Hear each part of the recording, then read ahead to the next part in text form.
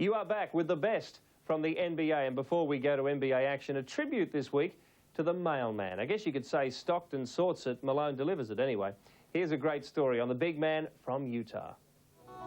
Salt Lake City, home of the Utah Jazz and the mailman. Karl Malone, a picture postcard of a man who delivers points and does it in a physical style. He's leaving his stamp on the NBA.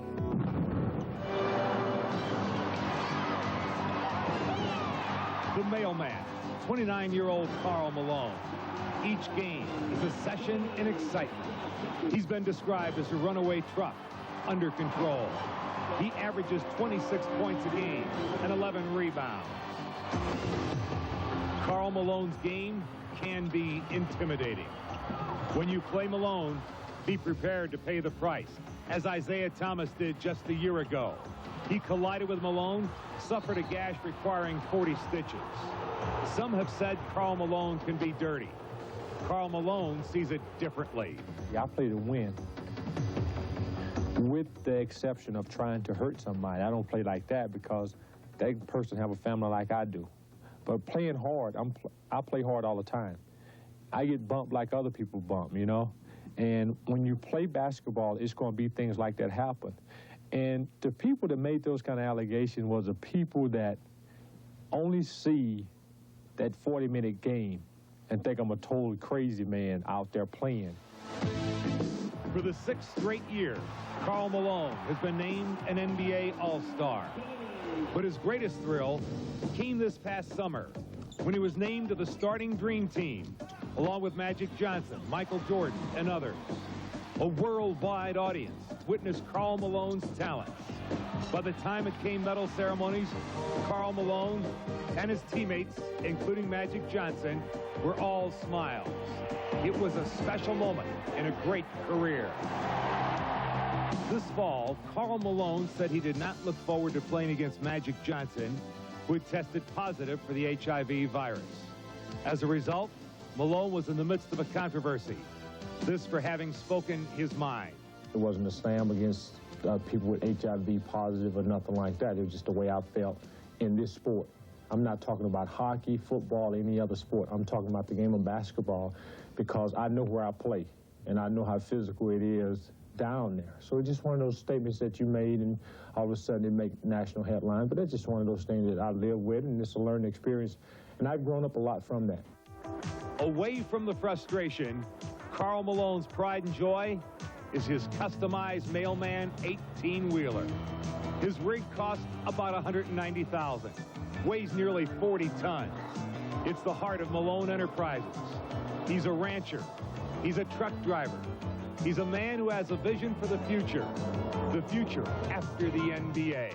But when the roar of the crowd is long gone, the mailman, Karl Malone, plans a lifetime of special deliveries. Yeah, those guys aren't very well paid. They just have an 18-wheeler for their second car. Incidentally, the Malone-Johnson thing is very interesting. Those two guys did get together recently, had a car ride. I think it was Magic got a lift from Karl Malone. Anyway, they sorted out their differences over that HIV controversy, and that's good to see. Well, this week on the NBA action, we follow 3 very hot teams on a trail of wins. We've got New York, we've got Denver, and of course those Spurs again. We'll see some names hit the Hall of Fame. And we'll preview the upcoming All-Star weekend. A lot of excitement building over that. And holding court, the man who is now leading the team that Charles Barkley walked away from. NBA action. We tip things off with the action reel and the top dogs in the East, the New York Knicks. Beginning their week in Philly, they rode Ewing's season-high 40 points to a big overtime victory. That's the killer.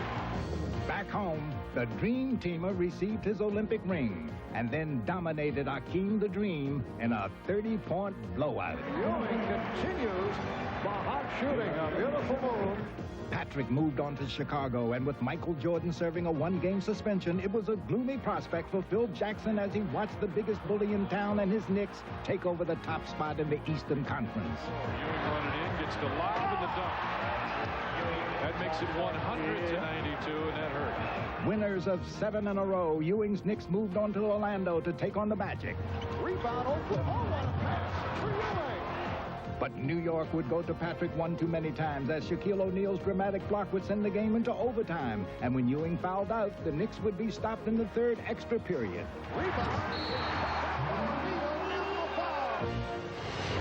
Out west, the Spurs are still clicking as they are 22-3 under John Lucas. Their first victim of the week, the Clippers. San Antonio played their typical in-your-face style of basketball as they registered a season-high 12 blocks. Carr got up and rejected Williams. And another win. 5 in a row. Next up was Washington, and point guard Avery Johnson would pick them apart. A.J. in deep, and the dish to the Admiral. Besides his precision-like playmaking, Avery just couldn't miss. A.J. a new career-high 23 points. Let the little man do it. The Spurs were at their best against Boston as they seemed to be everywhere. McHale. Strip point blank. Sean Elliott a foot race with McDaniel. Behind him is Reed. 7 in a row as they bid Boston adieu. It's sure tough gaining ground on the division-leading Spurs, but under the watchful eye of first-year coach Dan Issel, the Nuggets have made steady strides. Take their game this week against Seattle, for example, where they came up with a huge road win. Jackson shadowed by Johnson. Goes for 3. Squish! And that clears the Coliseum. Chris Jackson would again take center stage back home against Philly. Jackson swoops to the hoop. And gets his first of the night. Chris Jackson. But Chris was only starting up as he ended up scorching the Sixers for 31 points. Chris Jackson on fire. Oh, man. The Nuggets were off and running against the Bullets as they staged a 48-minute jam session. Registering their 10th straight win at McNichols Arena in convincing fashion. With the 1993 NBA All-Star Game just on the horizon, here's a sneak preview of this year's participants. First, the starters led by the Suns' Sir Charles Barkley. Barkley. That's big time.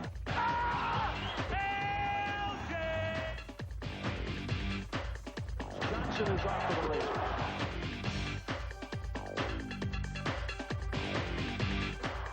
To the mailman. Hammer dunk. Oh, that went around his back.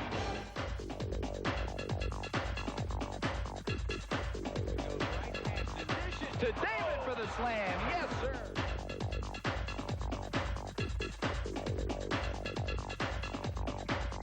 O'Neal runs the floor.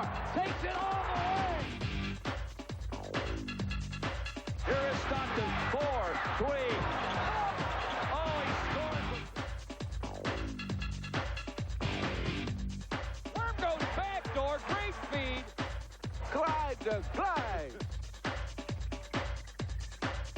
Trying to cut into one. Woo!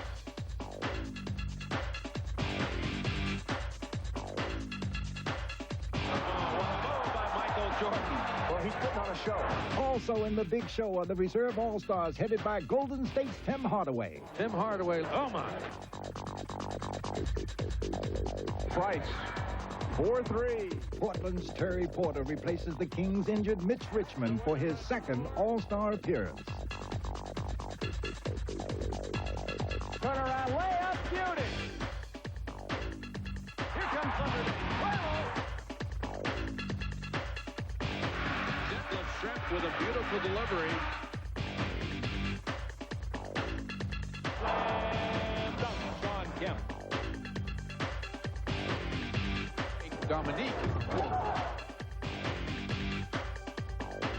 Nice. Man, slam dunk.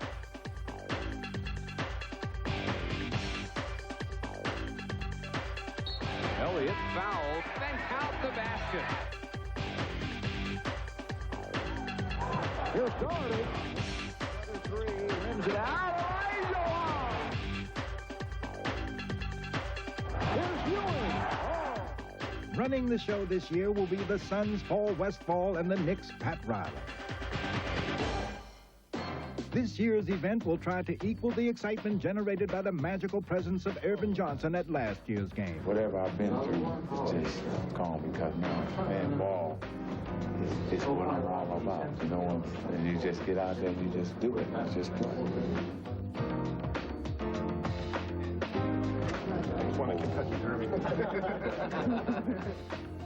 I would cherish this for the rest of my life. Whatever happens this day, this moment, I would cherish. We're going to have two spokesmen on this team, okay? I see that. And you got it's 2-1 right off the bat. That's all right. I can handle it. I'm older. I can handle it. You can hold it. One of the greatest players of all time,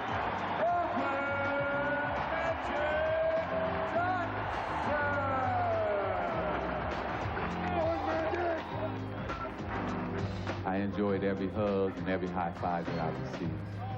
And those are things that you take with you forever. Magic Johnson. Yeah!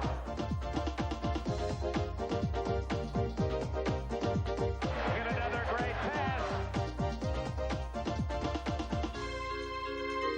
Dennis told me, I'm going to guard you tough, and you're not going to score on me. And I couldn't wait to post him up.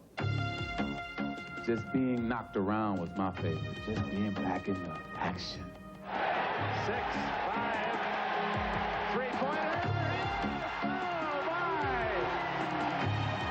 Oh, I'm in a dream right now, and I don't ever want to wake up because for one day I got the NBA back in me for one day, and it was great. Maybe you'll see me back, maybe you won't, but I'll remember all these good times this afternoon. I'd like to thank you for sharing this with me. Thank you. This week, the 76ers' Hersey Hawkins is holding court. When you score over 36 points a game in college, folks tend to take notice. And when you leave school as the 4th all-time scorer in NCAA history, people remember your name. There is Hersey Hawkins. He's 6'3", 200 pounds. National Player of the Year honors from several prestigious groups like Associated Press, UPI, Sporting News, Consensus All-American. A great player. But to the lucky few who experience such adoration, bidding farewell to the friendly confines of college can be difficult. For Hersey, a storybook college career and the euphoria of being drafted in the first round simply meant greater expectations. You know, I was nervous, I think, because when you score a lot in college, I think people have the expectations that you're going to do that when you come into the NBA. And, you know, that's what I wanted to get across to people, that, hey, I'm going to play well, I'm going to play hard, I'm going to score some points, but, you know, don't expect me to do the same things I did at Bradley in the NBA. But cautious disclaimers soon proved to be both unnecessary and misleading. There's Hersey. Oh, look at that. Oh. Hersey is acrobatic tonight. What shot. As a first-team all-rookie selection, 20-point scorer, and one of the deadliest three-point shooters in the league, Hawkins appeared to have nothing left to prove. Until this summer, with the departure of superstar Charles Barkley, Hawkins was thrust into the limelight and readily accepted the role of team leader. You know, most guys in the NBA were stars in college, so they welcome the opportunity for their teammates to look for them, get them the ball, and, you know, now that I'm in that role, I'm going to take advantage of it and make the most of it. What's going on, Hawkins? As the Sixers captain and new go-to guy, Hawkins is commanding respect and drawing rave reviews. Hersey Hawkins. Count it and one. Big, big hoop by Hawkins. I tell you the truth, I couldn't be more pleased with his play and just his attitude and everything that he does concerning the team. He's going to continue to get better, in my opinion. And I think the thing that impresses me probably most about him right now is his whole game. He's a very, very good basketball player on top of being a good scorer. And as Philadelphia seeks to master the motion offense and return to the playoffs, Hersey Hawkins promises to lead the charge.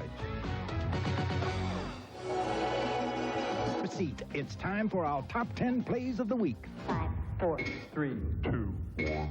In our courtside countdown, we blast off in Houston, where Rocket Kenny Smith never runs out of fuel. Goes behind the back, is fouled, it goes, and a three-point opportunity coming up. At number 9, Doug West propels himself over the Pacers. I can see him slide through there. Look at him climb the ladder.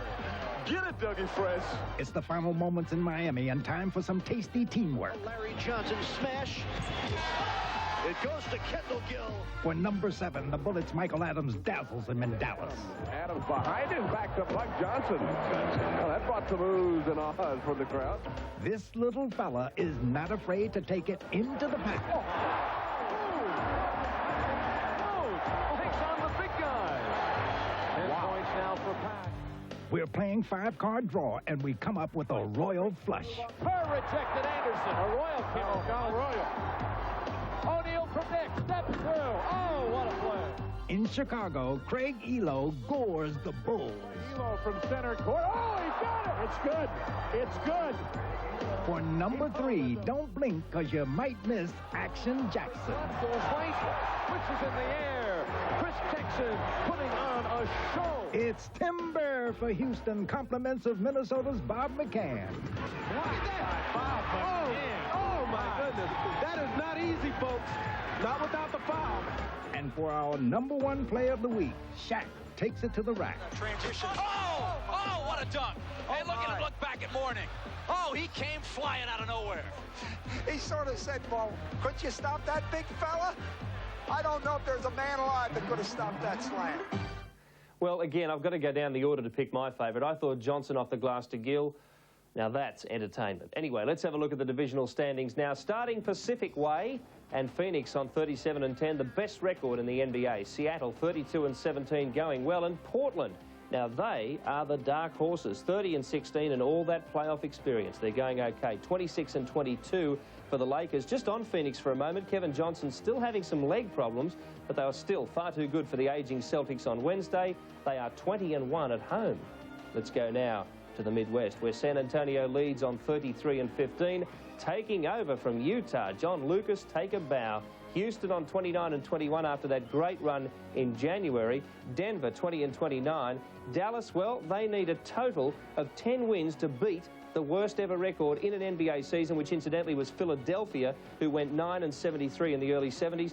They are 9-21 on the road, Dallas. Now, some experts want the NBA to help them unlock this first-pick draft, Jimmy Jackson. But does he really want to play there? Who would want to play there? Let's go Central. Chicago, 34-17. Not the season they had last year. Cleveland is really putting some pressure on to go to the top of Central. Now, Chicago lost 2 straight early in the week. One of those matches was to Cleveland, which is the reason why the Cavs have nudged just a little bit closer. Charlotte going very well, 26-22. Detroit, 21-28, with Dennis Rodman finally back. They beat the Magic on Wednesday, and that was just a few days after Orlando had beaten New York. So Detroit looking a lot better with rebound Rodman in charge. Atlantic Division now, New York 33-16, looking good. New Jersey 30-21. And what about New Jersey? Petrovic had another blinder in their 12-point win over the Bucks this week. Why did he not make the All-Star squad? Very good question. Perhaps his European origin? Who knows? Orlando still keeping a pretty good 50-50 record, and a career-high 46 for Shaq O'Neal in that game that they lost to Detroit earlier this week. Well, before we go, let's check out our little competition with the great big prizes. We've got the Reebok Blacktop shoes, a tremendous product. You can play anywhere in these, on the street, on the court, on the pine, anywhere you like. Great product. And the video, courtesy of Fox, the Dream Team, a special moment in the history of world sport, in fact. And to win these, you simply do this. Call the number 0055 60506 and do this. Identify this player. Shouldn't be a problem. I know the fans out there know their players very, very well. Well, great sport continuing on Network 10. Let's have a look at what's coming up. Firstly, rugby, the Five Nations Championship this weekend, Ireland and France. Please check your local guides for details. It'll be live 1:20 a.m, but that is Eastern time only, of course, tomorrow. Rugby World will wrap it all up and present all the details and everything that's happening in the world of that great sport on Sunday, 4 p.m. Eastern time. Other stations in other states, Tuesday, 11 p.m. And this, I'm sure, is what you've waited for a long, long time. The All-Star Game. Don't miss it next week at midday, Saturday the 27th of February from Salt Lake City in Utah. Of course, check your local guides for details and check this guide for details of what's happening in the NBA and, of course, keeping up with the off-season in Australia, one-on-one, top reading and insight into the biggest names in world sport. And that is another week of the NBA. Soon we will have the All-Stars. Until then, see you later.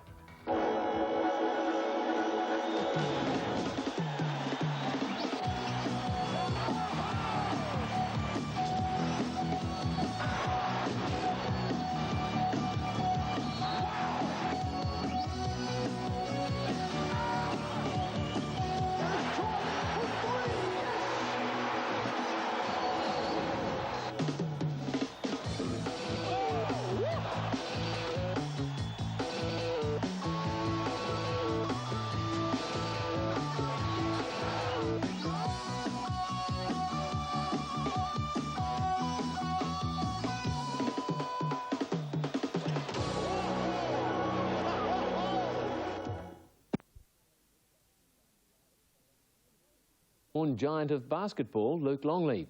Since Longley is the only Australian ever to play in the NBA and is now in the middle of his second season, we thought it was time to check on his progress.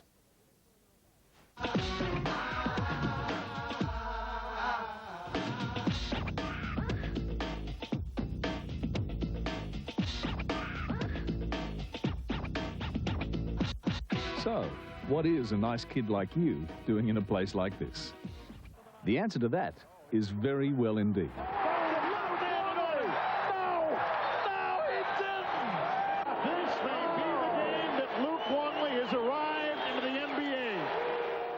Luke was picked number 7 in the 1991 NBA draft by the Minnesota Timberwolves, and after 5 months of intense negotiations, he finally signed, becoming both the only Australian player to hold out, then to play in the league. That signature also made him a millionaire at the age of 22. At today's exchange rate, he'll earn more than $2.3 million Australian per year for the next 3 years. This is a good lifestyle. You have a lot of free time. You get to travel. You have a good off-season. It's a great lifestyle. You get to play basketball for a living. But has all that attention and razzle-dazzle changed him? Is he still that innocent 210-centimetre kid from Perth?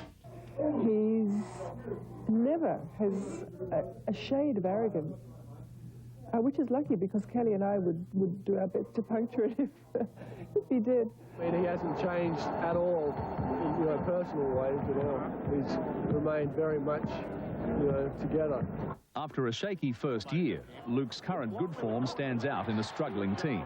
Against the Boston Celtics earlier this season, he had his best game to date, finishing with 19 points and 10 rebounds. Defensively, I've been a lot more effective, but offensively too, I'm scoring more in the low post, getting a lot more, stuff out of transition. So it's been good all round, I think. Luke and fiancée Kelly are converting a warehouse in downtown Minneapolis. Luke's mother and brother Griffin were in town for a visit.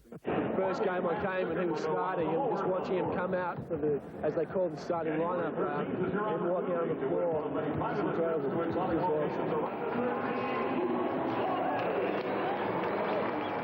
Okay, Luke, so you've made it. You're making the big bucks. But is there room for other Aussies in the NBA? I think Mark Bragg will probably break into it next year. I'd be surprised if Andrew Vlahoff doesn't. And I think if Andrew Gaze had perhaps got a different team, a better opportunity, then he would be as well. Is he good for a loan? Finally, Not a Christian later, not a lover boy. That's okay, not being a braggadocious. Supercalifragilisticexpialidocious. I gotta go. Now that the beat has been established, we show you the highlights of the mascot slam dunk competition. We begin with Boomer from the Indiana Pacers, on fire, going up and over for the flip jam. But the show was stolen by the man of teal. Look at that, Hugo the Hornet. What do we call this? Well, according to Rico, this is what you call bug on the window jam. And that's what I call getting stuck into your work. That's all. Slam dunk champion Cedric Ceballos trying to top last year. Remember last year he did it blindfolded? He does the jam of 2-on-1 drive, hold on, and then slam with the right. That got him a good appreciative applause from the crowd. but it wasn't going to get him a victory because this young man, Baby Jordan, it's the Miami Heat's rookie Harold Baby Jordan Minor with a two-handed tomahawk reverse. Who says that only Dominique Wilkins can do that? Isaiah loved it. You win it. That's it, Harold Minor. It's all yours. But these are the guys that are the real stars of the slam dunk. The mascots. Boomer the Pacer. He's the Pacer Panther. A complete flip and a jam. Ah, Panther, you're not bad at all. Boomer does all right. I like that. But then came the most creative jam. It was turned in by Crunch. He's the Timberwolves mascot. Oh, yes. Now, that ain't easy, folks. You got to figure he's going through that hoop, not able to see where he's going. Crunch, you're all right, but not the best. Because once again, Hugo, the Hornets mascot for the second year in a row, wins the mascot slam jam with the windshield jam. He's on your windshield.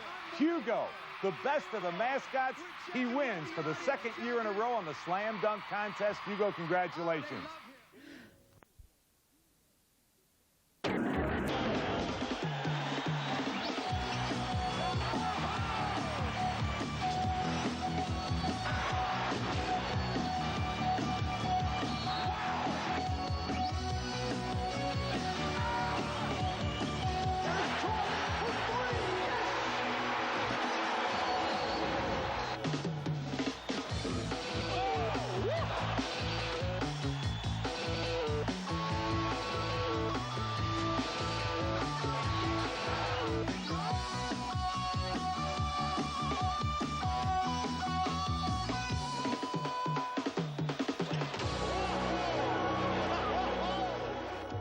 Good afternoon. Well, some said it just wouldn't be the same without Magic and Bird, but the All-Star Weekend is still the All-Star Weekend. The best of the East versus the best of the West, according to the fans, that is. They all vote, and then the players come together to entertain, amuse, and prove a few points to probable playoff protagonists.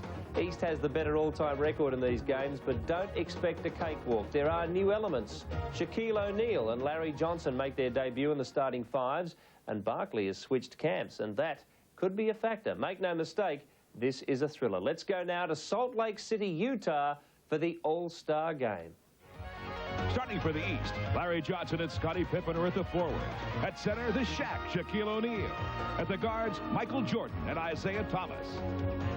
For the West, up front it's the bruising combination of Karl Malone and Charles Barkley, with the Admiral David Robinson anchoring the middle. And Clyde the Glide Drexler and hometown favorite John Stockton are the guards. The head coach for the East is the Knicks' Pat Riley. And the West is piloted by rookie coach Paul Westphal. And with a tip-off, we're ready for game action to begin.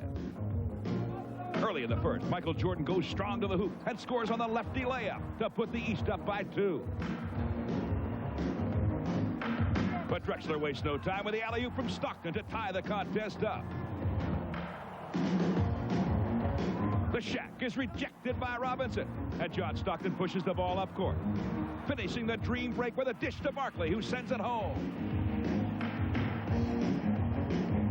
The West continues to pour it on as Stockton finds his favorite target, the mailman, who delivers the righty power slam, and in the middle of the first, it's 14-6 the West.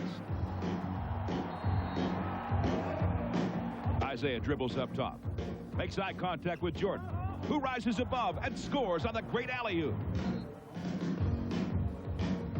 Isaiah now tries to hit Pippen down court, who can't get to the ball. But the Shaq is there for the recovery, the slam, and the foul. Thunder Dan Marley shows that persistence pays off as he misses the bomb from long range, but gets the rebound and nails the tray to put the West ahead by 2. But it's the Jazz who are in rhythm as Stockton pokes the ball loose. Shovels up to the mailman for a striking slam. And at the end of one, the West leads 27-26. In second quarter action, Mark Price finds Dumars on the elbow, where he strokes the picture-perfect three-pointer. Detlef Schrempf and Price show some fancy moves as Schrempf scores on the unusual tip alley-oop. Tim Hardaway streaks in, finds the Admiral on the baseline for another monster slam. Sir Charles wants to see more and sends a long pass ahead to Robinson, who adds a little style to his dunk, and the score in the middle of the second is 50-47. Terry Porter shows off some dribbling wizardry. Then steps back and nails the long shot for three. Isaiah misses the free throw. Larry Johnson throws up a prayer that's answered by the Shack. Oh, but the West knows that play too, as Danny Manning helps out Terry Porter with a tip. And the All-Stars go into the locker room with the West leading the East 59-52. The two big guns for the East in the first are to no one's surprise Michael Jordan and Shaquille O'Neal, who accounted for 24 of the team's 52 points. Karl Malone paced the West with 17 points. In the third quarter, Michael Jordan remained hot as he eluded half the West team and glided in for the layup. Isaiah tries to get the Shack involved, but Akeem would have none of it as he rejects the rookie, and Stockton pushes the ball up on the break. Hits Dan Marley filling the lane, and he scores on the super reverse layup. The Shack would try again and be rejected again, this time by the mailman. But Pippen would finish up strong with a two-hand slam. And in the middle of the third, the West would still lead 74-69. Larry Johnson scores from the low block on the power move inside. But the mailman gets the ball into Stockton quickly, who fires a laser to the streaking Marley, who tomahawks the ball righty ahead of the pack. Patrick Ewing on the right baseline puts the move on the Admiral, but comes up short until Larry Nance rises above everyone to slam it home. The East would continue to keep pace as Mark Price drains yet another three, keeping the hot hand he had in last night's shootout. But Terry Porter would make sure the West kept their lead as he drives into the lane. Then dishes behind his head to the Admiral, who scores on the layup high off the glass. And at the end of the third, it's still close, with the West ahead 86-84 over the East.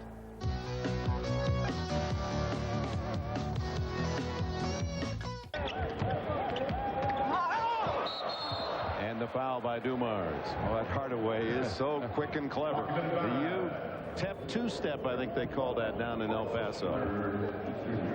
Well, it was a crossover in front first, and then a crossover between his legs.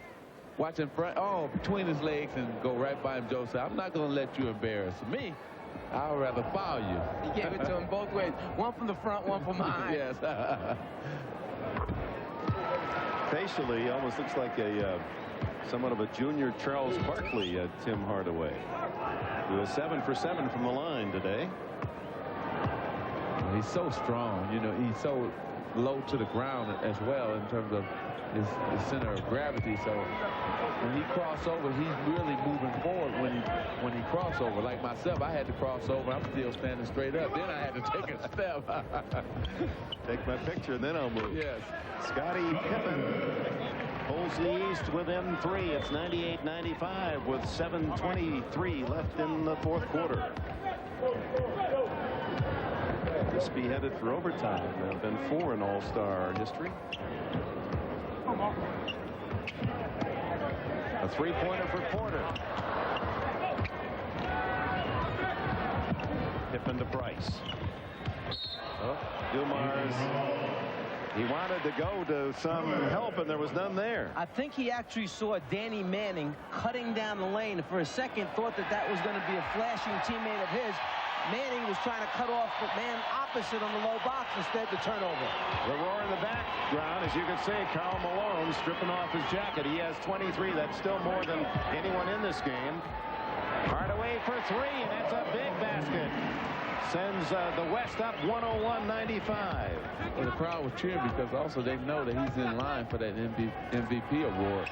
They want him to get it. Mark Price, he's 4 for 4 from three-point range in this half. And he's also on that list of candidates for the MVP. He's brought them back. All of his points on trays, 12 for Price. Barkley, a power move, and then the pass to Manning. Nice cut, nice pass, nice cut. A dozen for Manning, who is 6 for 6 from the floor. His first All-Star game. Oh, Brad Daugherty with that little soft jump hook.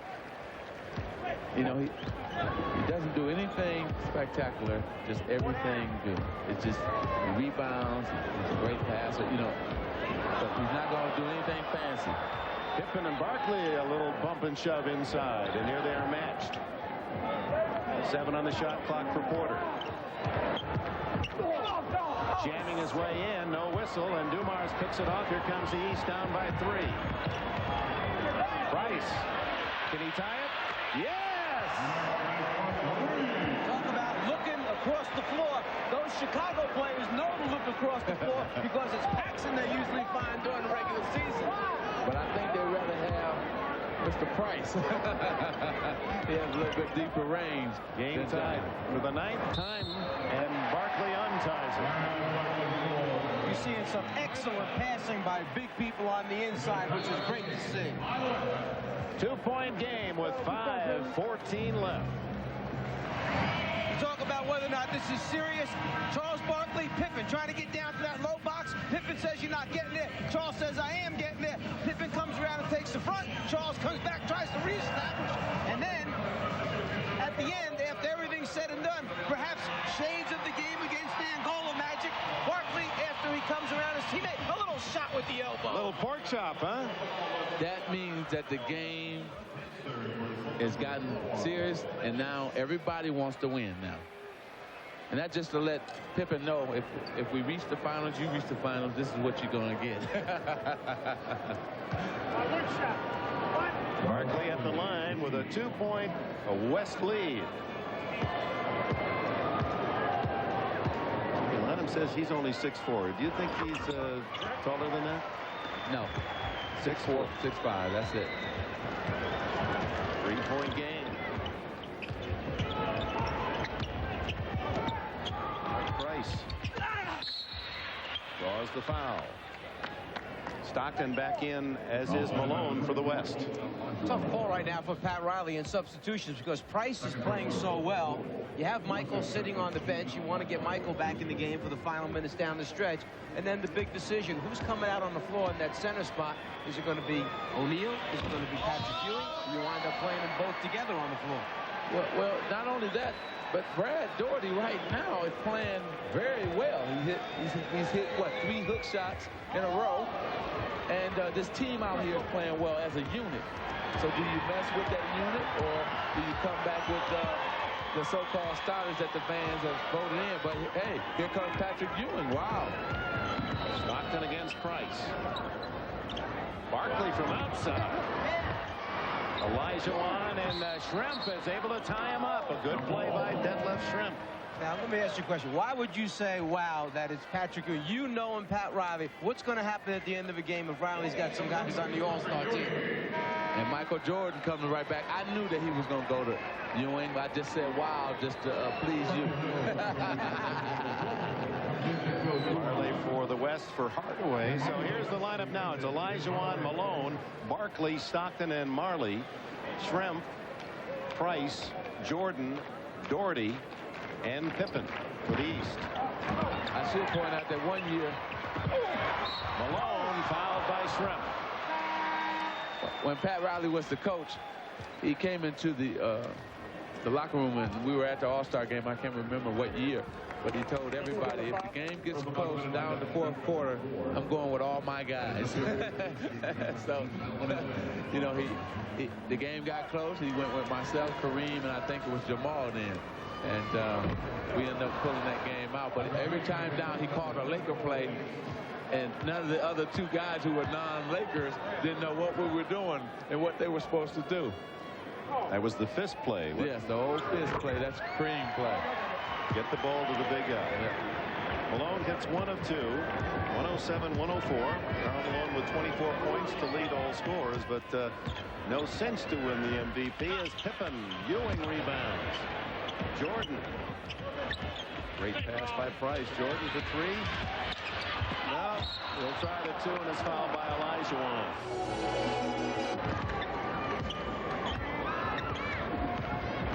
Stockton over Price, and it was Pippen who came out to challenge as well. The East down court looking for their first lead here in the 4th quarter. Pippen over Olajuwon, and it's Barkley breaking out with Marley. Jordan to beat, and Jordan fouls him. Pippen seemed like he tried to find a little extra lift right at the end. He knew that the big fella was coming over to try and block it. He hung just a little bit long, got a little extra ups on it, but just couldn't send it down. And you know what happened was that Hakeem jumped right in his path, in terms right in his face, so he couldn't dunk it over him because his hand, Hakeem's hand was right there. So Scotty had to hold it, and when he held it that 1 second, it was just too far for him to dunk over. With Barkley missing the free throw, it winds up being a good foul then by Michael Jordan to prevent the easy layup. Barkley looking for his 12th point. And a 2-point West lead, 108-106, with just under 4 minutes to go. Now Riley up off that stool. Now he's pacing the sideline, so it's serious indeed. It's winning time. Malone comes out on Jordan. Jordan way short, and that pleases the Utah crowd.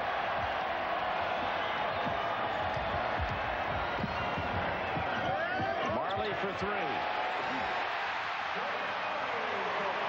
12 for Marley. Phoenix fans have seen him do that all season long. Timeout, Pat Riley.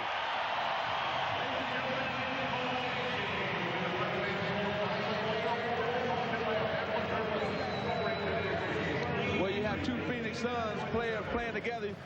Dan Marley knew that Charles Barkley was going to kick it to him. He just got his feet together, and you know what it is. Good. Spot up.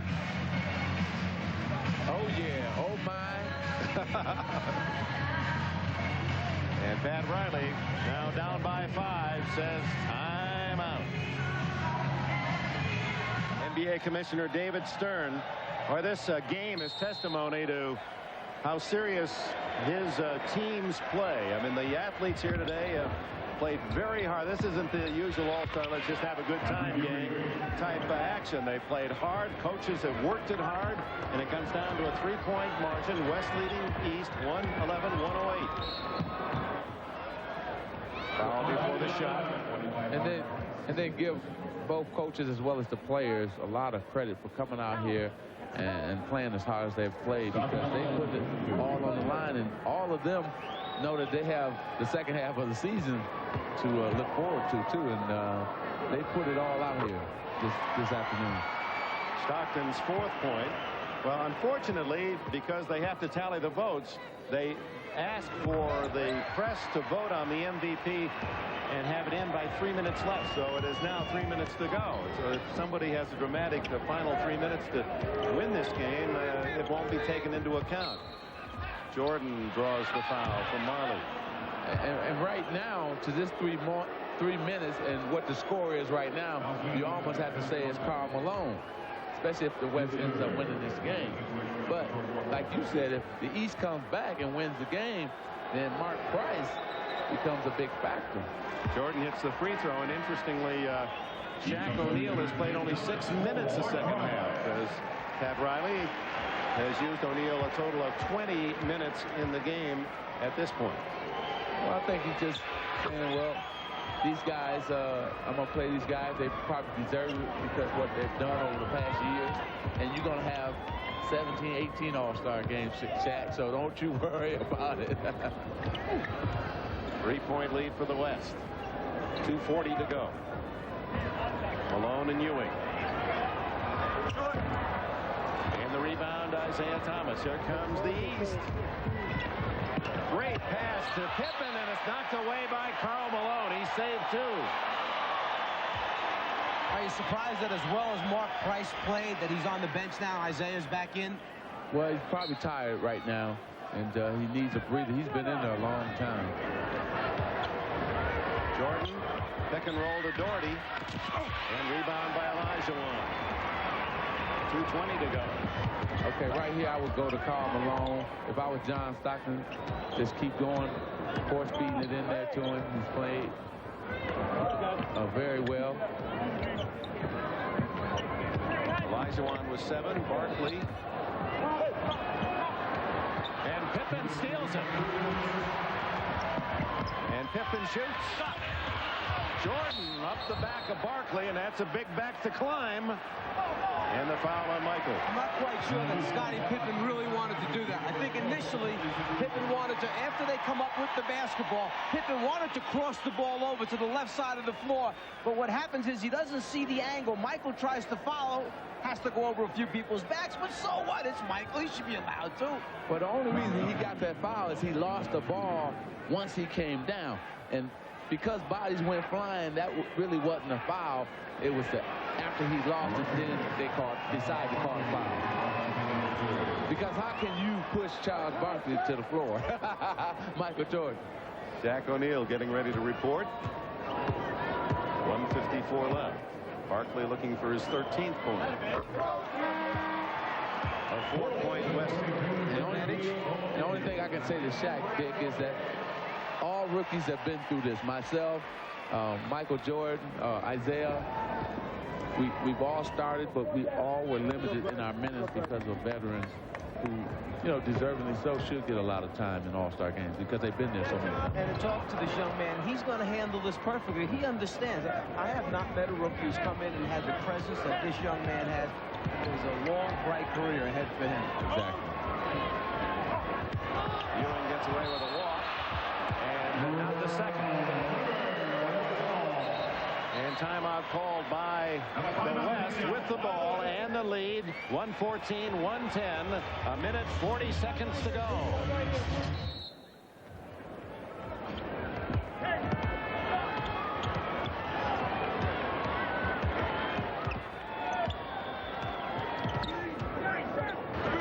Stockton to Barkley to Malone.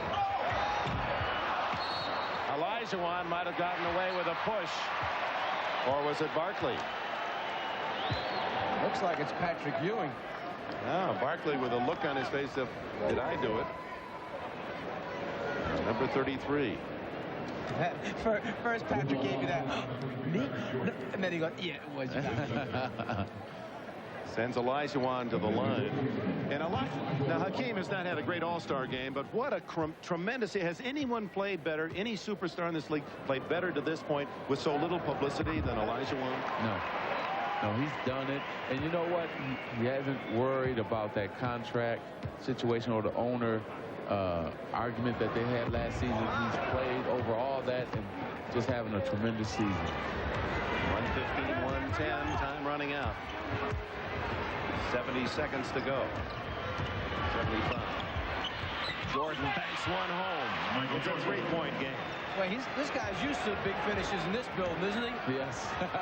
23 for number 23.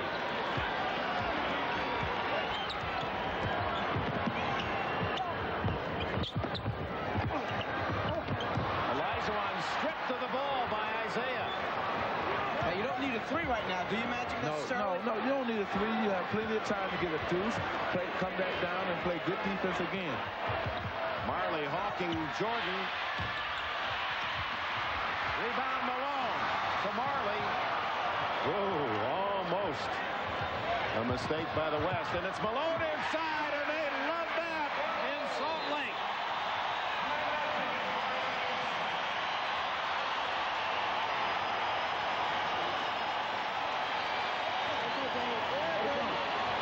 And that shot, folks, had MVP written all over it.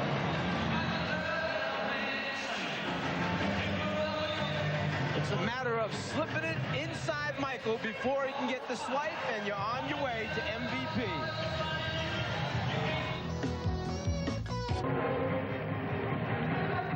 Well, if Pat Riley should decide he wants to go for the 3-pointer here, he might take a quick 2 off the dribble. But you have Mark Price, who's 8th best in the league from behind the 3-point line, and Dumars is on the bench, who's 13th best. Price is 5 for 7 and hits the 3. What a game for him. And the foul by Jordan on Marley to stop the clock. 1:17-1:15, just under 26 seconds to go. 5th foul on Michael. This was set up off the out-of-bounds play. A double screen to free up Mark Price. He catches it. He squares up. Bottom of the net. it's almost too bad that you can't give out 2 MVPs. It's just like last season, last year's game, that Clyde Drexler could have been the MVP as well. It's a shame. And this year, same thing could happen. Marley misses, so even if he makes the second shot, the East is a 3-pointer away from a tie. Now, Michael is over there talking to Pat Riley, and what they're talking about is whether or not they should bring it up and try and go for a shot in transition, or whether they want to take a timeout and advance the basketball. Yeah, it's going to be an interesting call to see what he actually wants to do here. I think he'll take the timeout and advance it. Marley gives the West a 3-point lead, and indeed Riley has called time and to set up a play with 25.9 seconds left. This guy must have been a coach Mike Fratello. Well, I'm smart enough to know that if this works the first time that we see right there, let's call a timeout. Riley likes it. That's why he took that timeout. Right. He wants to set it up again. Just under 2-second difference now with 24-second clock and the game clock. And here comes Danny Manning in. A late move by Paul Westphal as he's going to defend the inbounds pass by Pippen. Getting it in. Well, a little bit of confusion there. Was it going to be a 5-second call, or were they going to give the timeout to the East before the 5-second violation took place? Pat Riley's laughing because he's the guy who was calling the timeout. Well, the referees are going to be lenient toward that. They want the dramatics of this game. They don't want to. Why would you call 5 seconds? You want some dramatic, some. You don't know what's going to happen at the end of the game. You don't think the officials know what the score is in the game, do you? In this game, yes. In a regular season game, no. That's close. Just officiate the game.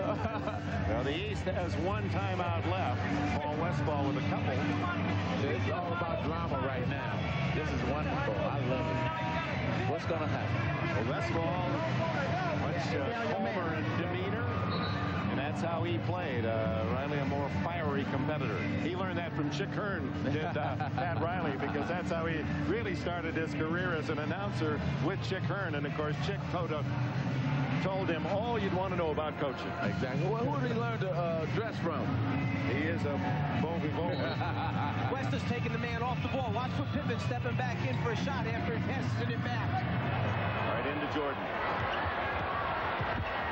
The quick shot, and he makes it. That's your call, Magic. Yes. And now let's see about the quick foul. Yes. Timeout West.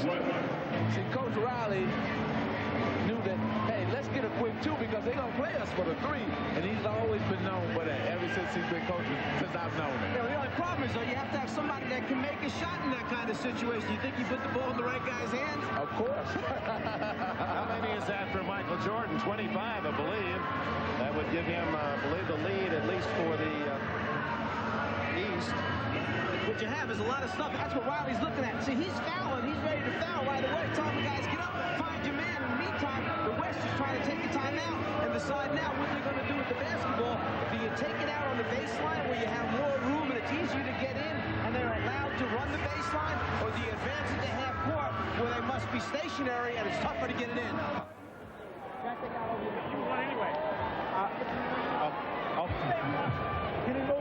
They got a big man Pippen on the basketball right now, trying to take away that long touchdown pass, trying to cause him problems getting it in. In the corner, and all alone is Hardaway.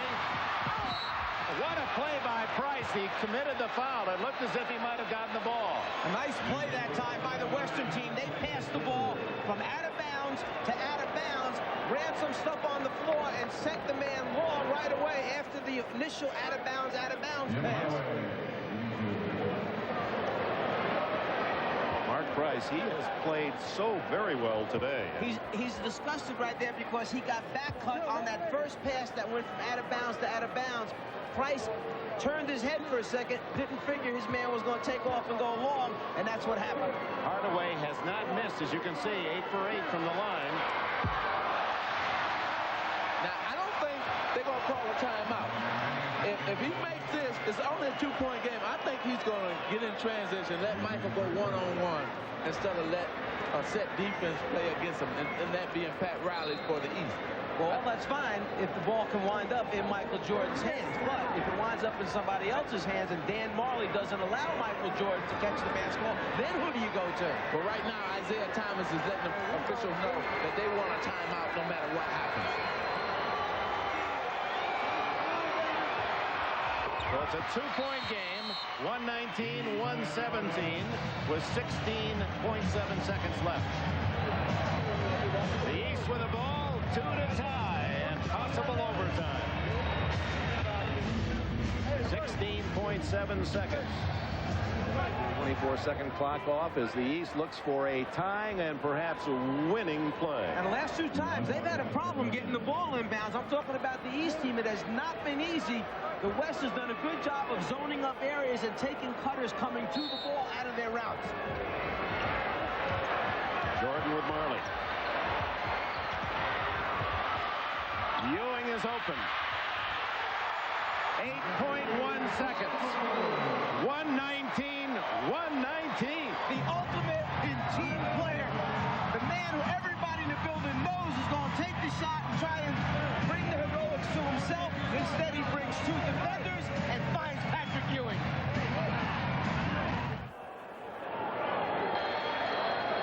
Marley will inbound the ball with Jordan on him. Now Jordan backs off and will double team the inbounds man. Stockton knocked away by Ewing. Out of bounds to the West. The East team can't believe that there was any deflection on that. Their feeling is that Stockton just lost it on his own. A little over 5 seconds. Now here will come the problem in an All-Star game because no timeout, so now what's going to happen? Who's going to get the ball here? Barkley. Hardaway. Overtime. Oh, my. I got chills, man. This is great. The crowd is loving it. Mark Price just looked over here and gave a look as if to say, can you believe this? He's having fun on it on the floor.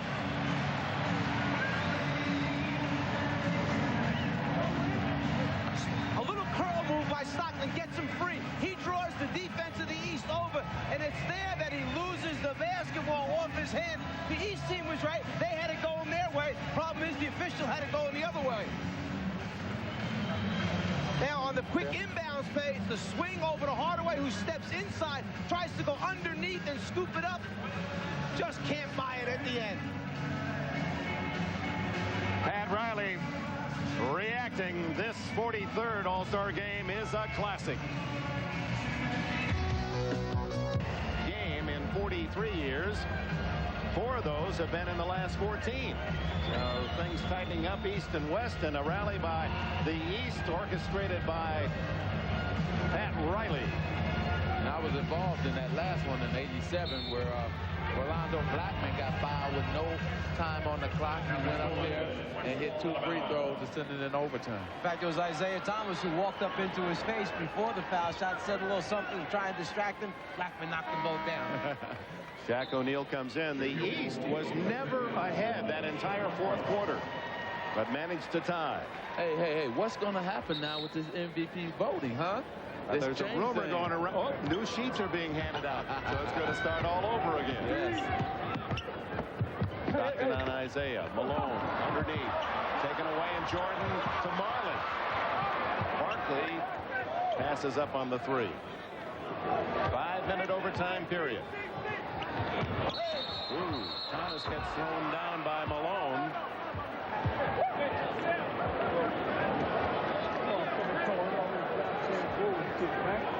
Let's check on the foul. Well, first, let's check the extra effort by Jordan going into the crowd to try and save that one back over his shoulder. Pick and roll situation set up that time. Foul was on Ewing of the East, his 3rd. We'll have both big men in there, Ewing and Shaquille, so it'll be interesting to see what happens here. Malone gets away from Ewing. Well, I think he's a little too quick for Patrick. Patrick's not used to playing a quick power forward. He's used to playing centers who's a little bit slower than Karl Malone. Now Ewing's turn. Oh, a tough 10-footer. Patrick is used to doing that. Turn the baseline, shoot that jumper. 11 points for Ewing. This is why this is the All-Star game. You get to see the best perform at their best. Jordan around Robinson, who does a little dozy-do, and around you go to save the 2 points. The guy that actually made that play happen defensively was Michael Jordan. He made believe that he was going to go away. He hung in there just long enough, then started to go away, and then came right back again, anticipating the post pass, came up with the deflection. Robinson did the right thing, fouling before he got into that lane. 1 minute gone in the overtime period. Jordan playing, remember, with 5 fouls. And he gives the East the lead. 123-121. 27 for Jordan. Isaiah's smart enough to know to give the ball to the right people and get out of the way, and they're going to make something good happen. Well, Isaiah wants to win. Isaiah wants to win. He understands that Michael just do his thing. Barkley against Pippen. Marley, a three-pointer. Dan Marley gives the West the lead. 124-123. He's making Michael Jordan pay for cheating.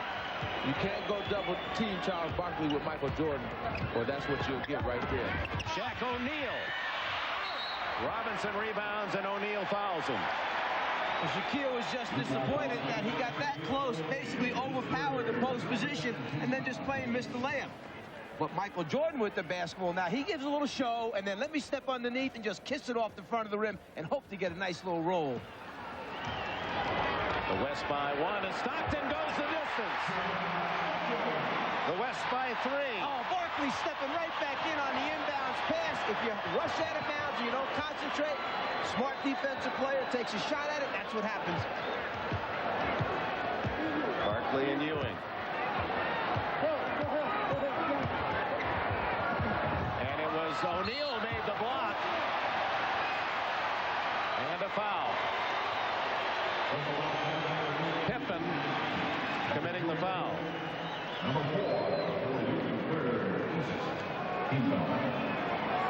Everybody trying to get a little piece of Charles down below right there. Sends a big fella to the ground.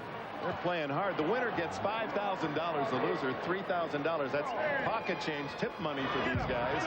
But they're playing for competitive pride. If you don't take your time and you rush it inbounds after a score, don't pay. Barkley makes believe he's going down, but then shoots the gap and comes back for the steal. Michael Jordan trick. That's where we got it from. Karl Malone misses both. Ooh. It remains a 3-point lead. 2:35 to go. I might get Mark Price up and get him ready right now. Jordan to Isaiah for 2. Ewing. Patrick Ewing. 126-125. The West with the lead in the ball. 13 points for Ewing. Now, when Stockton left alone. they've been running the same play over and over, just a pick and roll. They might use different men, but it's the same play for the West. And now the East is going to give their version of the pick and roll. Less than 2 minutes to go. Ewing over Robinson. Robinson got a piece of it. Barkley embraces the rebound. Well, that time when he screened and stepped back, it was much deeper than the previous time. Before, it was a 16-foot jumper. That time, a 20, 21-foot jumper. 4 Olympians in white for the West on the floor now. Stockton to Barkley for 3.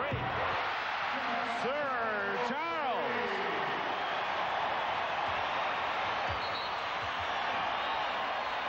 Timeout, Pat Riley in the East.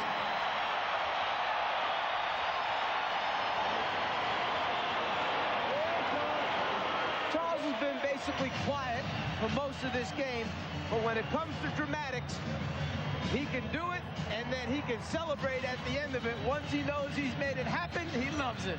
That's his birthday dance. Charles was 30 yesterday.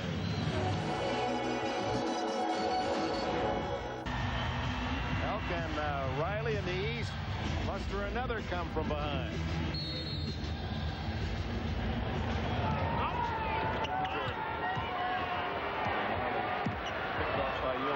Jordan. O'Neal taken away by Malone. Stolen by Pippen. What a reaction by Scottie Pippen. Ewing. A steal by Pippen. No wonder he's all NBA defense. Riley with Ewing and Shaquille on the floor, and Westphal has his big guy Barkley along with Marley. I wonder if they've changed their defense on the pick and roll. They might there it is. They're out trapping, trying to get the ball out of his hands. Less than a minute. Barkley stolen by Michael. Good pick by Isaiah. To Pippen and a foul. Robinson reaching in. I tell you, John Stockton would have had that steal, but Isaiah, with his spark, picked him off. Covering a great amount of distance on the pass that's a little too soft, a little too high. Scottie Pippen gets back and gets the offense going for the East team. And now this time on the reverse from the blind side, there's the hand in by Michael Jordan, which leads to the fast break opportunity. 50 seconds to go. A 4-point deficit facing the East. Jordan trying to cut that in half. Shaquille. Stockton. And timeout called by Stockton, who is pinned in. John Stockton didn't even try to mess around with it. He knew he was in the middle of a big double team. Ewing was there to intercept. Call timeout.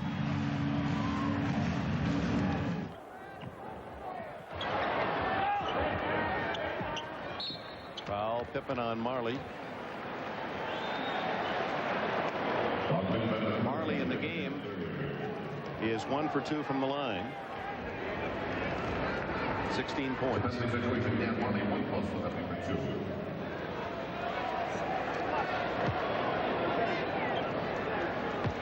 Chance to build the West lead to 6 with 35.5 seconds left.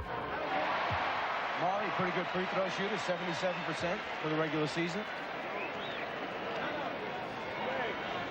Paul Westphal's players here in overtime. Marley and Barkley imposing on the East. Well, it's going to take a couple of trays for Riley's Eastern team to tie it.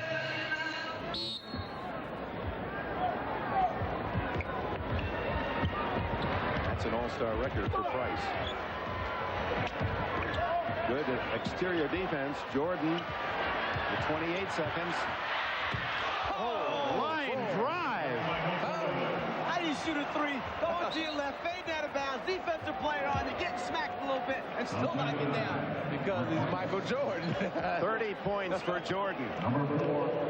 Yeah, well, Riley said, let's go through Michael Jordan. They certainly did here. Hand in the back, a little bit of a push, fade him to the baseline, in the hole.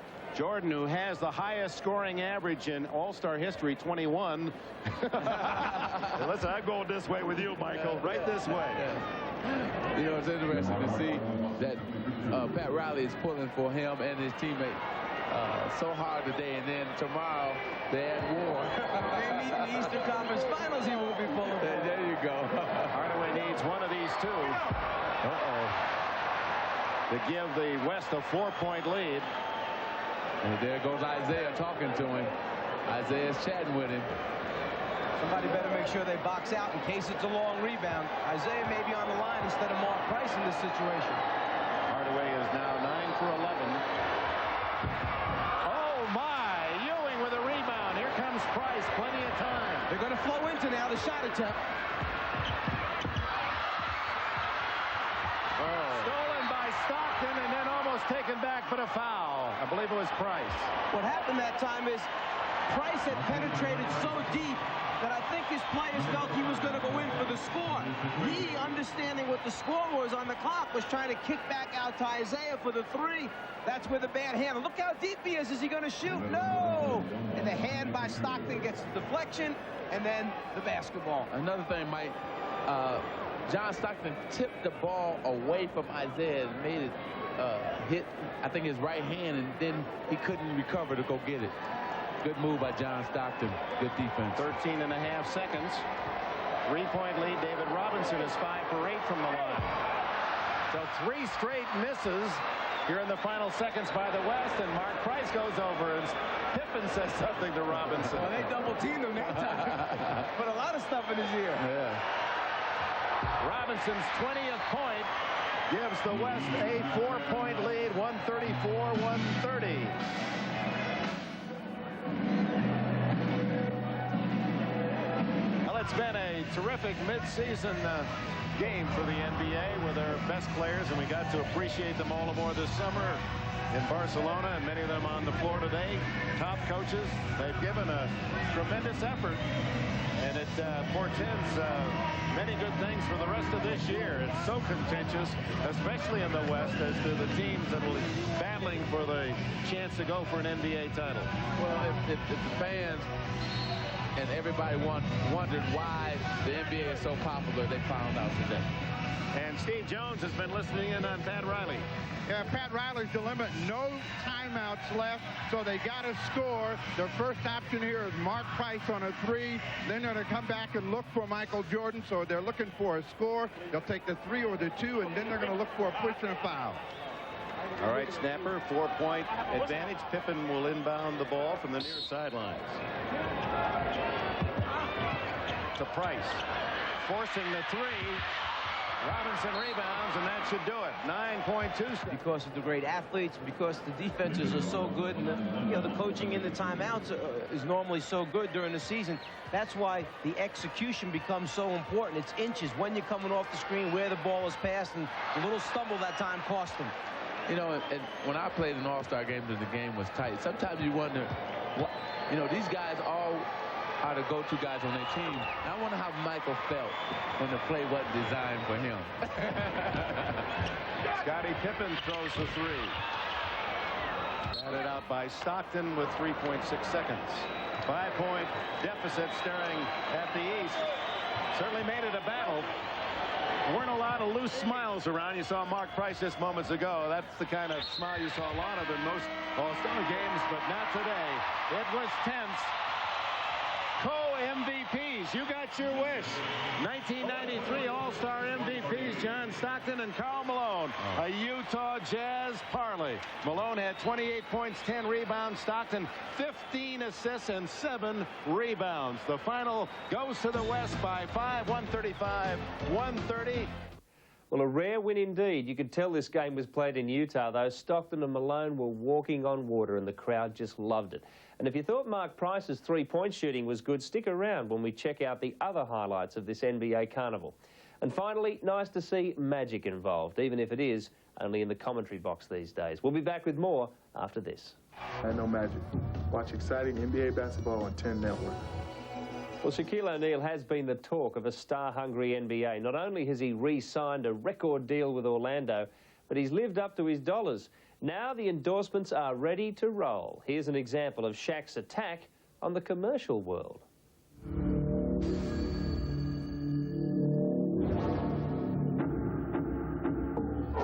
Password. Don't fake the funk on a nasty dunk. ID?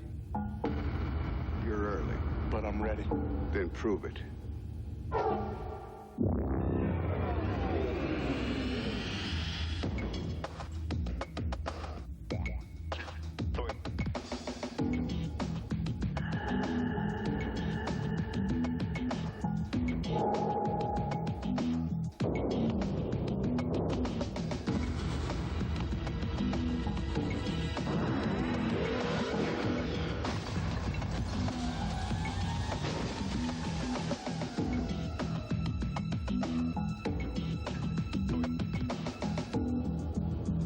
That's not enough.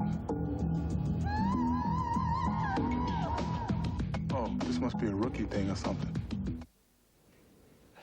And now, how the makers got Wilt Chamberlain, Bill Walton, Bill Russell, and Kareem Abdul-Jabbar together to initiate this rookie. When you talk about basketball greats like Bill Walton, Wilt Chamberlain, Bill Russell, and Kareem Abdul-Jabbar, you're talking about big shoes to fill. Meet the feet that will fill them. They belong to NBA rookie sensation Shaquille O'Neal, a basketball legend in the making. These four legends and their heir apparent are part of a new Reebok advertising campaign that initiates the young O'Neal into this elite circle of athletes. Like all rookies, Shaquille is learning what life is like in the NBA. Any pro worth his eye teeth is going to be gunning for the Shaq. These legendary big men know all about being marked men. They were rookies once. They passed their NBA initiations. They have the records and the championship rings to prove it. Some of them have advice to help Shaq pass his NBA initiation. Shaq, to be successful, you've got to work hard. You've got to work harder than the next guy. It doesn't just come to you. You've got to go out and make it happen. And the score is 0-0 every day. For Bill Russell, the best advice for Shaq is no advice at all. I would never tell him anything. He's got to play the way he plays. And so I would never say, you should do this or do that, because he has to play according to his body and his mind. Shaq knows this, but advice or not, it's a thrill to be associated with these NBA legends. Most kids don't get to meet any of those guys, and I'm meeting all four of them in one day. For Shaquille, each legend has a trademark he'd like to include in his own game. Well, their intimidation factor, their score, their shot blocking ability, and, you know, I just want to add a little of my own Erasmus attached to it and to become a complete player. If Shaq's early season performance is any indication, he is a complete player. And if his career comes even close to matching the careers of these big men, there's going to be a lot more Reebok commercials and smashed backboards in his future. From Los Angeles, this is Clay Covert reporting. Well, he's getting a lot of attention lately, as you can see. I hope he can handle it. He seems to so far. Reports from the US say that Shaq has still got a fairly reasonable-sized head on his shoulders. Well, OK, don't worry. We promised you the All-Star Sideshow, and you have got it. In NBA action this week, we look at the other big events of the All-Star weekend. Plus, Kareem holds court.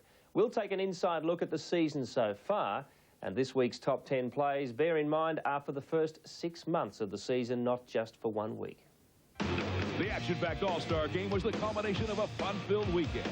On Saturday, the exciting festivities began with the Shit Legends Classic. Players from both squads gathered before the game and reminisced about those glory days. Hey, let's go, fellas. Come on, get your jackets on. We're going out. With greats such as Connie Hawkins, Maurice Lucas, Hot Rod Hundley, and Calvin Murphy on hand, the show was ready to begin. Of course, early on, some of these guys weren't on top of their game. Jamal Wilkes. Bob Love to Connie Hawkins. The finger roll. But eventually, the talent did shine through, as we caught a glimpse of some of the all-time legends. And the hook. Yes! No high rod, no more shots. Shots are not in the deal. George Gervin would ice the game's MVP award. George Gervin with the hook shot. Despite Gervin's exploits, the East ran away with a victory. Next up was the AT&T long-distance shootout. The game's greatest marksmen all gathered at the Delta Center to try to unseat the 3-time defending champion, Craig Hodges. Everyone was gunning for the top spot, and 2 guys were really feeling it. Porter stroking it very, very nicely. Boy, he's shooting it. Well, look at him stroking. He is stroking it. Unfazed, Hodges advanced to the semifinals as he kept knocking him down.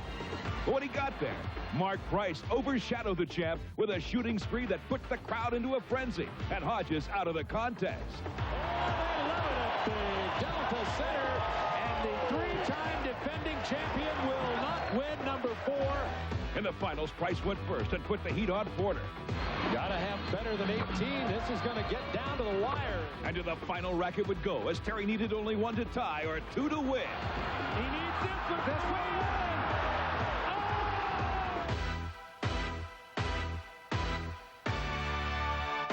Price's heart-wrenching victory would be tough to outdo for drama, but the participants in the Gatorade Slam Dunk Contest would still show their best stuff.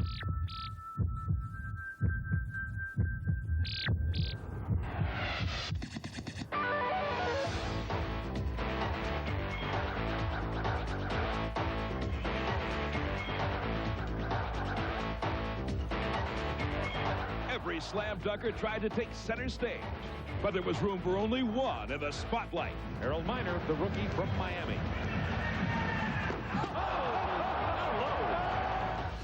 Harold Miner, baby. Harold Miner. The rookie soared into the finals, where even defending champ Cedric Sabalas couldn't stop Miner from striking gold in Utah. New slam dunk king, Miner is Miner at the Delta Center.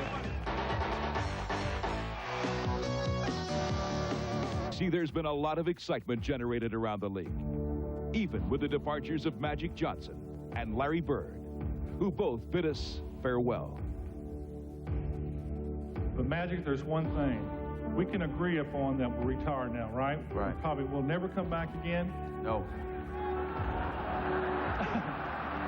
But I want to ask you, then will you get the hell out of my dreams? With the two legends gone, a brand new breed of rookies have taken the league by storm. Here, this is Irvin Johnson right there. That's the Magic Johnson move. Warning back with a reception. Edwards takes it in. I have Warning for 2 blocks. Pass underneath. A beautiful pass. Oh, Laettner is a complete player. Bill powers it back up. Shaq wants it out of bounds. With all the new competition, the Bulls' bid for three-peat has been difficult. And though they've been knocked around a bit, they still have their sights set on a championship. That's really our goal. Try and get the home court advantage on the Eastern Conference floor and go in the playoffs at full board. Also vying for the Eastern Conference home court advantage are Pat Riley's Knicks. Tough defense has been the key, and New York has taken 2 of their first 3 meetings with Chicago this season, propelling them to the top of the Atlantic Division. Backflip Ewing! While New York and Chicago fight it out in the East, the team with the league's best record is Charles Barkley's Phoenix Suns. Sir Charles is having an MVP-type season, and his superb play is rubbed off on all of his teammates. Ainge rebounds and scores! Danny Ainge! And the Suns are going bananas. With the Suns as front-runners in the West, George Karl's Sonics have been staying close behind all season, led by new All-Stars Shawn Kemp. The Sonics are beginning to take hold up there right now. Taking hold of New Jersey are Chuck Daly's Nets, who are now a winning ball club and a serious threat in the East. One from midcourt. You gotta love it! In San Antonio, John Lucas took over for Jerry Tarkanian early in the season. And now, the Spurs have taken over in the Midwest. 5 on the shot clock for A.J. Driving on Jackson. Other comings and goings in the coaching ranks saw Jimmy Rogers let go in Minnesota and replaced by Sidney Lowe, who's trying to get the T-Wolves on a winning track. Garfield Hurd took over for the hapless Mavericks when Richie Adubato was dismissed after over 3 seasons in Dallas. It's been a struggle for the Warriors, especially since superstar Chris Mullin went down with a thumb injury. And back from injury this year is Dominique Wilkins, who recently set a Hawks franchise record, surpassing the great Bob Pettit.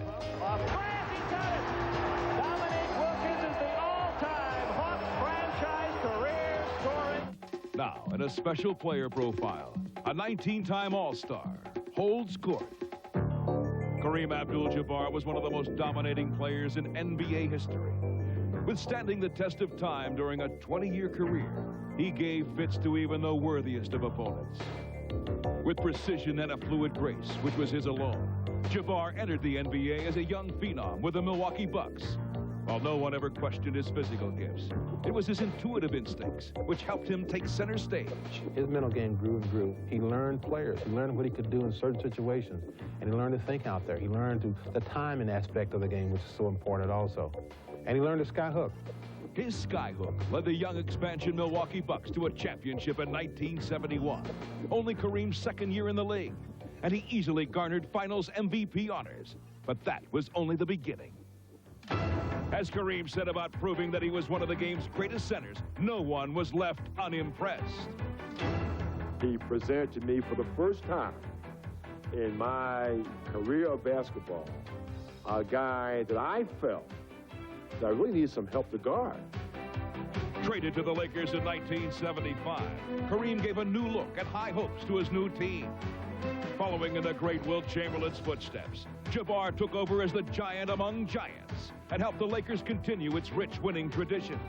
He was the regular season MVP 6 times, winning it 3 times with L.A., and always doing it with his incomparable weapon. The hook shot, you're looking over your shoulder and the ball is out away from you. So the triangulation is a lot different, and a lot of people aren't that familiar with it. And I guess, you know, the jump shot looks prettier to the girls or something. The powerful image of the skyhook reached nightmarish proportions for the 76ers in the 1980 Finals. The time I got on him, he said, Magic, come here. Magic gave him the ball, just brought it to him all day. 40 points, skyhook, skyhook, skyhook, skyhook. I went home that night, I was in the bed, skyhook, skyhook. Scared for the skyhook. At age 38, Jabbar continued his postseason mastery as he led L.A. to their first finals victory over Boston. 4 on the shot clock. Kareem goes up and stuffs it through. Two-man game. Magic and Kareem, the skyhook hit. Throughout that series, he was just a man possessed, and he made us follow him. And he made us just be focused from here on out. And that's why we won. In all, Kareem captured 6 titles to add to his list of accomplishments, making him perhaps the greatest player of all time. The top 10 plays of the first half of the year. 5, 4, 3, 2, 1. In our courtside countdown. For starters, the Plastic Man lays waste to the Warriors. Oh, Stacy! Plastic Man! Oh! That brought the crowd to life. 20. And at number 9, some divine intervention for Houston's Robert Horry. Robert Horry! Oh! Oh, he dumps it in with the other hand, but it won't count. But boy, I want to see it again. Ooh, this Dennis can sure be a menace. Just watch. Over and rejected by Dennis Rodman. What an enormous block.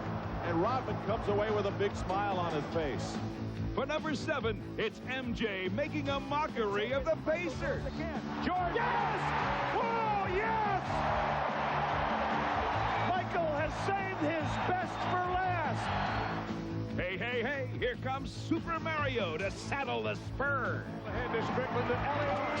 Yes! He jammed it down with the right hand. At number 5, it's time once again for some Mullen magic. What a luck by Hardaway and the flip off the glass by Mullen. And a no-look shot. Something right out of the Globetrotters. Hey, watch out for a hungry Pac-Man gobbling up the Wolves. Oh, my goodness! Touchdown!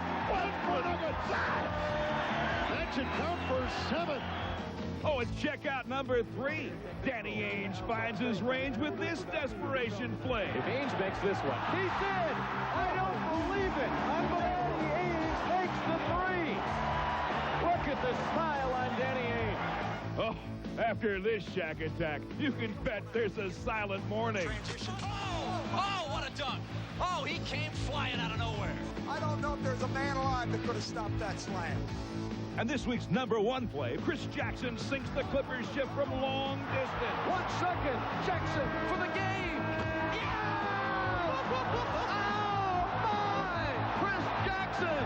It looks like they just won the NBA title. Well, that's it. It was a marvellous 6 months, and what awaits us for the denouement of the NBA season? We'll find out. I'm sure there'll be a lot more great stuff happening. If you don't understand denouement, look it up in your French dictionary. Okay, let's have a look at the divisional standings right now. The Pacific Division, Phoenix 39-10 are still well and truly on top, with Seattle behind them. Portland, a great revival after a very poor start to the season. And the Lakers, with an ancient lineup, are doing very well to get over 50%. Sacramento down the bottom. We'll go now to the Midwest, where San Antonio are still leading Utah with 34-16. It is fairly tight, though. Utah with 33. They have had a few more losses, though. Houston are putting a lot of pressure on them, and they are really playoff contenders.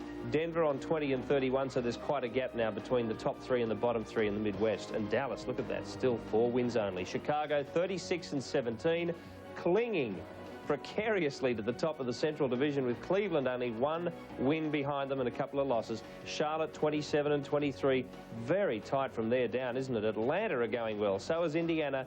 Detroit, well, not a bad response for them considering they've had a fairly tough year, and Milwaukee 20-32.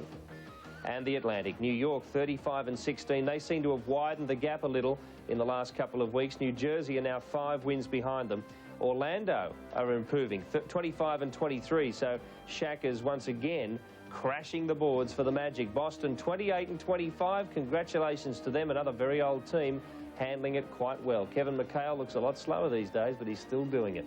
Well, don't forget your chance to win a great prize this week in our Guess the Player competition, and it's the Reebok's Legends of the NBA. You can win a Reebok pack, starting with the shoes, the great black tops, and this other pack of great wear, shorts and other goodies, plus a Fox video which will feature more great basketball action from the world's leading players, the NBA Dream Team. And this is the task. Just tell us who this player is and call that 0055 number. 60506 are the last 5 digits, and that's all you have to do. Tell us who this player is from the Boston Celtics. More sport ahead on the Network 10, the Cannon Challenge. Great golf action. You saw that tremendous finish to the Australian Masters. Well, Hughes and Senior will line up against each other again in this tremendous contest at Castle Hill. See it this weekend. And Rugby World. David Fordham will bring you that show tomorrow in New South Wales and Queensland, Tuesday night in other states, and there's a great story this week on David Campese, the greatest player perhaps ever. And on paper, this looks good. One-on-One, the latest One-on-One, features all your favourites and pictures that amaze, including Dikembe Mutombo. If not the best name in the business, certainly one of the great players of the NBA. You can read about his coming out of Africa. One more thing, a nice pre-season happening. The tour of Lithuania's premier team, Kaunas Žalgiris. They open tonight at Dandenong Stadium, and there is the itinerary. They play at the Glass House next Tuesday in a Champion of Champions game against the Magic. Don't miss that if you're in Melbourne. They will tour Victoria, they will go to Tasmania, and then they will go to New South Wales before winding up in Townsville for a swim, of course, and to play the Suns on March the 15th. That's it for another great NBA week. We'll be back next week with more from the greatest league in the world. We'll see you then.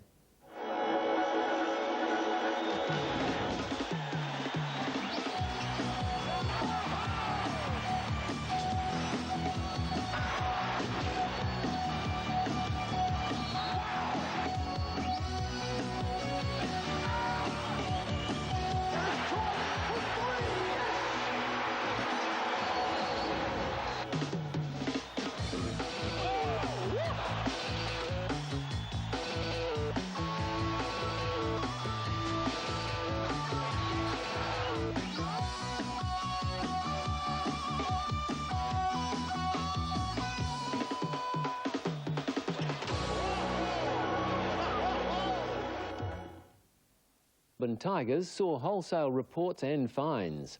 Well, now the Yanks have gone one better.